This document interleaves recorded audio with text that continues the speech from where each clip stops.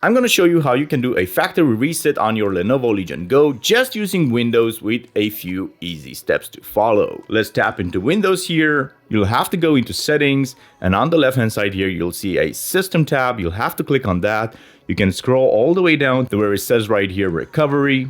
Click on that, and then you have this option of reset my PC. So let's do this and click reset PC.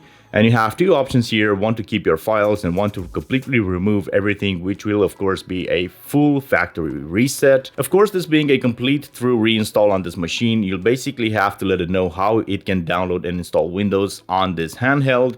And for this purposes, I'm just going to go with a cloud download. But of course, if you have yourself a removable USB Type-C stick, then you can definitely install Windows on that and use it like that to install the Windows OS on it. Click on Next, plug the power connector, click on Next, and all you have to do now is wait.